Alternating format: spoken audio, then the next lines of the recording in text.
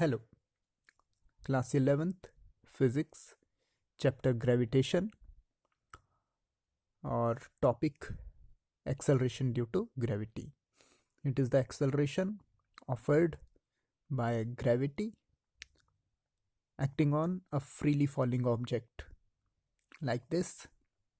freely falling object, आप किसी object को फ्रीली फॉल कराते हो तो उसकी स्पीड बढ़ती जाती है. Why it is? Because gravitational force is being acted on it, और जहाँ फोर्स होगा वहाँ एक्सेलरेशन होगा.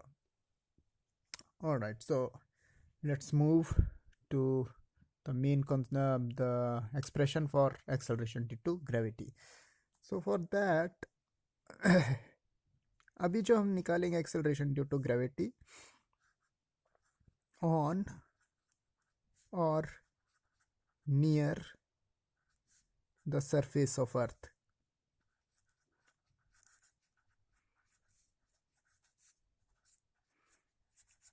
या तो on the surface of earth या फिर near the surface of earth. So will consider the earth, उसका रेडियस r और मास कैपिटल M. सरफेस पे हमने एक ऑब्जेक्ट रखा, mass small m, and now according to Newton's law of gravitation,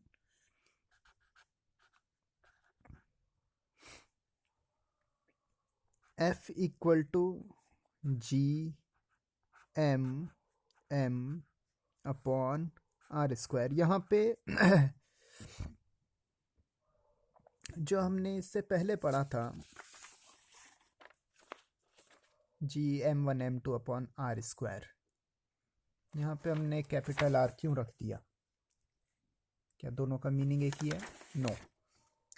small R is the distance between the center of masses of two objects.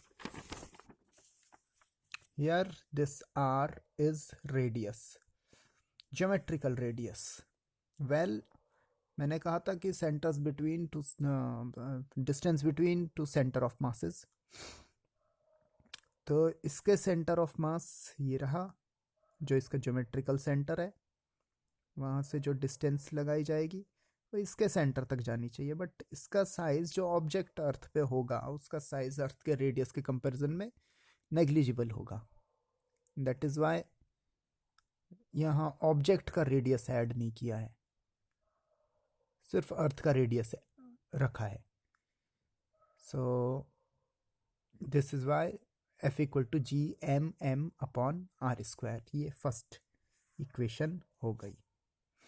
Also from Newton's second law of motion,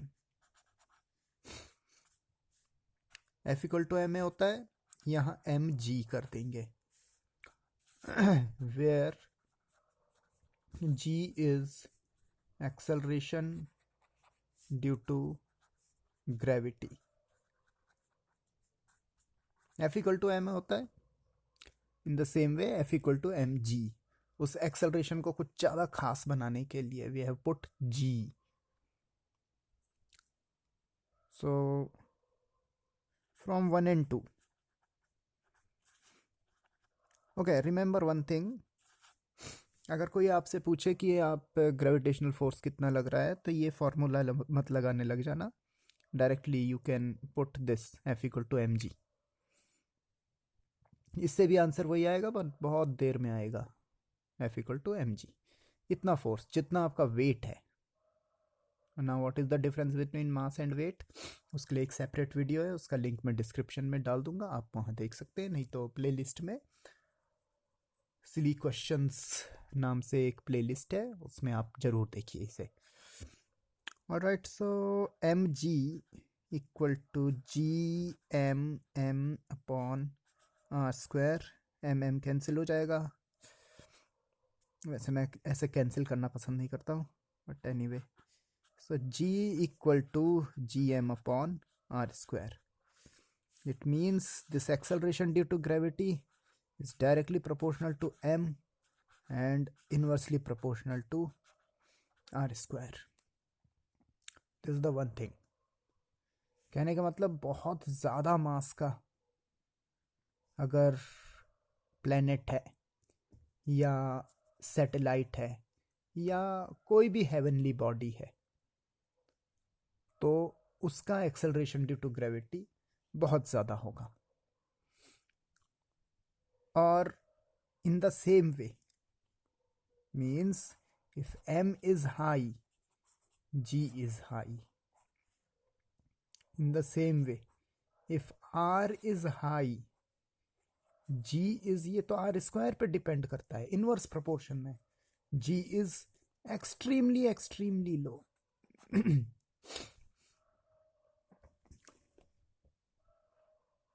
तो but generally आप देखोगे ज़्यादा massive object अगर है तो उसका radius भी ज़्यादा ही होता है। लाइक जुपिटर, मास भी ज़्यादा है, साइज भी ज़्यादा है। Saturn, Uranus, Neptune, even sun, mass ज़्यादा है और रेडियस भी ज़्यादा है। But if we talk about black hole, how do a black hole form, तो जो बहुत 1000 times, more than 1000 times that the mass of sun, ऐसे जो स्टार्स होते हैं वो जब एग्जॉस्ट हो जाते हैं, उनके अंदर की रिएक्शन ख़त्म हो जाती है तो उनका एक्सपेंशन बंद हो जाता है। ये उनके अंदर की जो एनर्जी होती है, काइनेटिक एनर्जी, जिसकी वजह से एक फायर बॉल की फॉर्म में वो दिखते हैं हमें, वो उसे बाहर के लिए पुश कर रही होती है और उसकी ग्रेविटी उसे अंदर के लिए पुल कर रही होती है। तो व्हेन इट गेट एग्जॉस्ट, उसकी सारी रिएक्शन ख़त्म हो गई, अब वो उस एनर्जी की वजह से बाहर के लिए एक्सपेंड नहीं करेगा बल्कि ग्रेविटेशन की वजह से अंदर श्रिंक होता जाएगा। तो मास वही रहेगा बट रेडियस कम हो जाएगा। और मास सेम है, अगर दो ऑब्जेक्ट्स हैं, मास सेम है, रेडियस कम है, तो इसका जो एक्सेलरेशन ड्यू टू ग्रेविटी होगा इट विल शूट अप, बहुत हाई हो जाएगा। इसकी ग्रेविटी हाई हो जाएगी, ग्रेविटी हाई हो जाएगी तो नियर बाय जितने भी ऑब्जेक्ट्स होंगे ये उन्हें अपनी तरफ खींचता जाएगा। And this is how black hole forms. Additional information दे रहा हूँ इसलिए ताकि यहाँ पे आप सोच सकें, समझ सकें, जी की वैल्यू के बारे में ढंग से समझ सकें। यहाँ पे जी का एक रिलेशन निकाल लेते हैं। अच्छा, this G is applicable for every and any object, any and every object, no matter how small, no matter how big. So next, gravity word है तो सबके लिए एप्लीकेबल है, ऐसा नहीं कि सिर्फ अर्थ के लिए या प्लैनेट्स के लिए। नेक्स्ट है relation between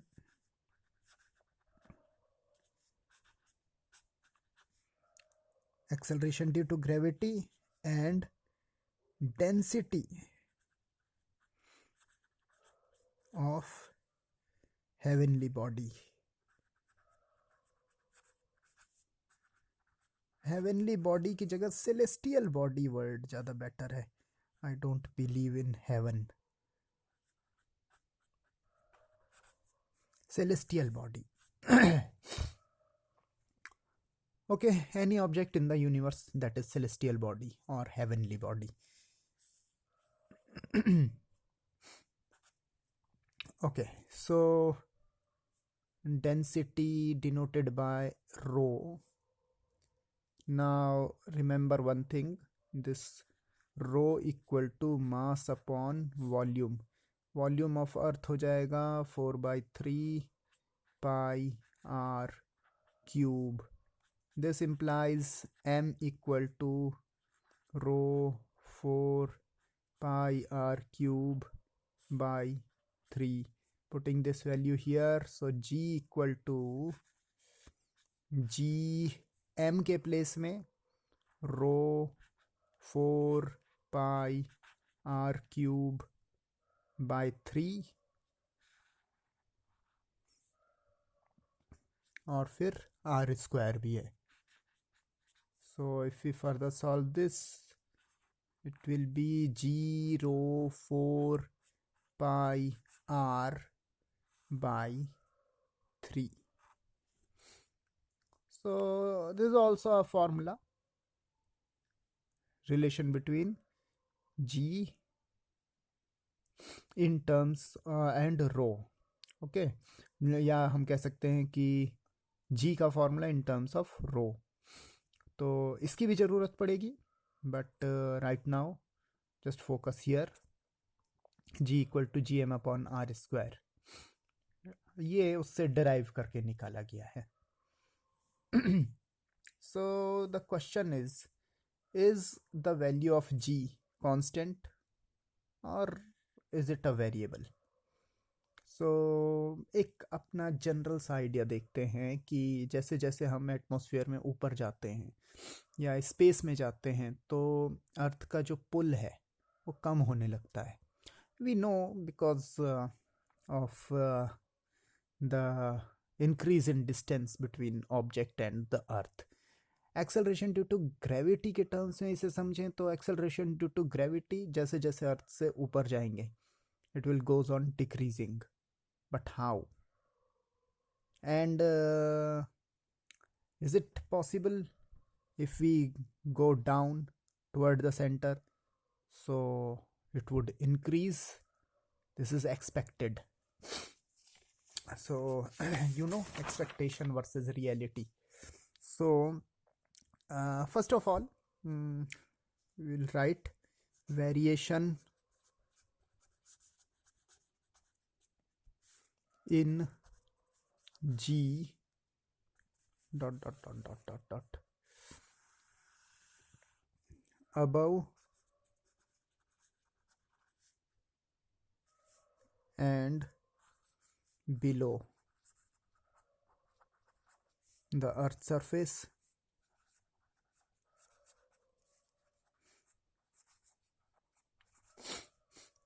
all right. So now see this above and below the earth surface. तो इस चीज को समझ लेते हैं.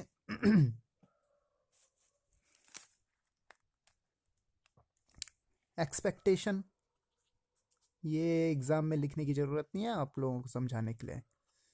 एक्सपेक्टेशन, एक्सपेक्टेशन है कि जी वुड डिक्रीज. देखते हैं रियलिटी क्या होगा. और यहाँ बिलो हमें लग रहा है एक्सपेक्टेशन जी विल इंक्रीज, क्योंकि ऊपर जाने में जब डिक्रीज हो रहा है तो अंडरस्टूड है कि क्योंकि सिमिट्री सी लगती है हमें हर जगह, तो हम एक्सपेक्ट कर रहे हैं कि G would increase. Let's see what happen. तो now we have to consider. okay, first we will draw a diagram. ये हो गया. यहाँ पे अब वो ऑब्जेक्ट है at a height h from the earth surface and this is the radius of earth. अर्थ का मास कैपिटल एम, ऑब्जेक्ट का मास स्मॉल एम, जिसकी कहीं जरूरत नहीं है. Acceleration due to gravity is independent of mass. Now see on the surface of earth,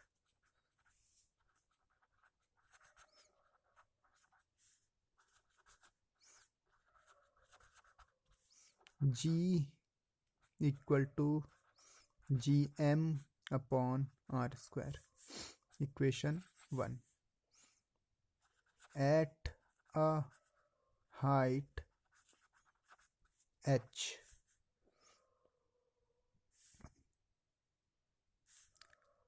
acceleration due to gravity, we will write it g subscript h. h height पे it is equal to gm upon r plus h square. so understandably denominator में r से, यहाँ पे r था, r से कुछ बड़ी value है. लेट अस सपोज यहाँ 1 था, यहाँ 1 पॉइंट समथिंग है. तो डिनोमिनेटर जब भी बढ़ता है तो ओवरऑल वैल्यू घट जाती है. सो from 1 and 2 it is clear that GH is less than G.